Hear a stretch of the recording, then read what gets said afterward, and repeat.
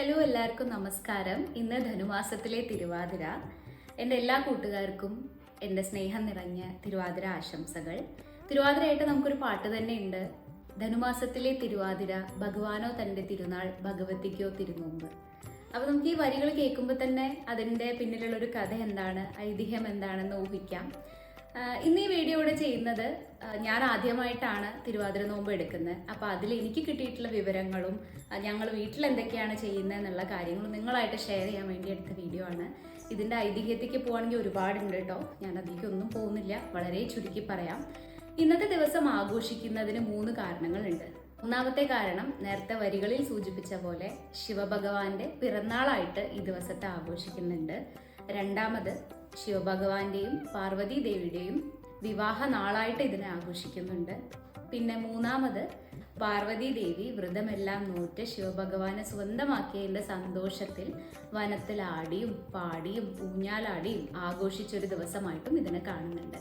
അപ്പൊ ഇന്നേ ദിവസം നമ്മുടെ നാട്ടിൽ നമ്മളിതിനെ എങ്ങനെയാണ് ആഘോഷിക്കുന്നതെന്ന് വെച്ചാൽ, സ്ത്രീകൾ, കല്യാണം കഴിഞ്ഞ സ്ത്രീകളാണെങ്കിൽ ഭർത്താവിൻ്റെ ആയുസ്സിനും അതേപോലെ ആരോഗ്യത്തിനും കുടുംബത്തിലും നല്ലത് വരാനും വേണ്ടിയിട്ട് വ്രതം നോറ്റാണ് ഇത് ആഘോഷിക്കുക. ഇനി കല്യാണം കഴിയാത്ത സ്ത്രീകളാണെങ്കിൽ നല്ല ഭർത്താവിനെ കിട്ടാൻ, അല്ലെങ്കിൽ അവരുടെ കല്യാണം മംഗളകാര്യങ്ങളൊക്കെ നന്നായിട്ട് നടക്കാൻ വേണ്ടിയിട്ടാണ് ഈ വ്രതം എടുക്കാറുള്ളത്.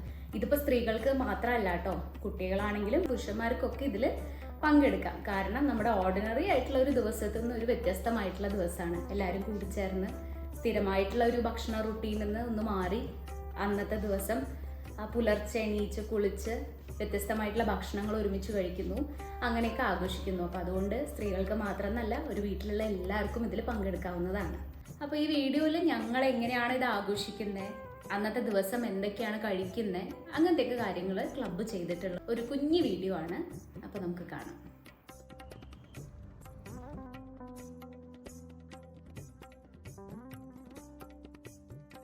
തിരുവാതിര വ്രതം എടുക്കുന്ന എല്ലാവരും അന്നേ ദിവസം രാവിലെ ശരീരശുദ്ധി വരുത്തിയതിനു ശേഷം തിരുവാതിര നാള് തുടങ്ങുന്ന സമയത്ത് ഇളനീര് വെള്ളം കുടിച്ചിട്ടാണ് വ്രതം സ്റ്റാർട്ട് ചെയ്യുക. അപ്പോൾ നമ്മളിവിടെ ഇളനീരെടുത്ത് വെച്ചിട്ടുണ്ട്, അത് കുടിച്ചുകൊണ്ട് സ്റ്റാർട്ട് ചെയ്യാം.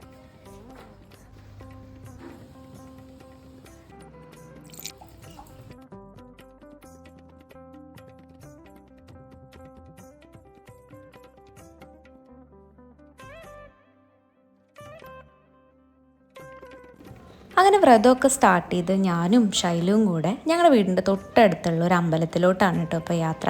ഇതാണ് കാവുംപറമ്പ് ടെമ്പിൾ. ഞങ്ങൾക്ക് സത്യം പറഞ്ഞാൽ ഇവിടെ വരാൻ ഭയങ്കര ഇഷ്ടമാണ്. ഒരു പോസിറ്റീവ് അറ്റ്മോസ്ഫിയറാണ്, വലിയ ബഹളങ്ങളൊന്നും ഇല്ലാതെ. അപ്പോൾ ഇന്ന് തിരുവാതിരയായിട്ട് അമ്മ ശിവന് ധാരയും നെയ്വിളക്കൊക്കെ പ്രാർത്ഥിച്ചിട്ടുണ്ടായിരുന്നു.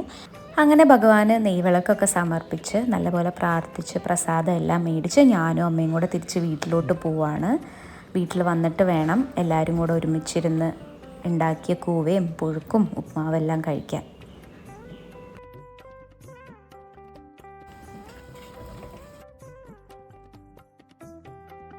അപ്പോൾ അതായിരുന്നു ഞങ്ങളുടെ ഒരു ചെറിയ തിരുവാതിര ദിവസം.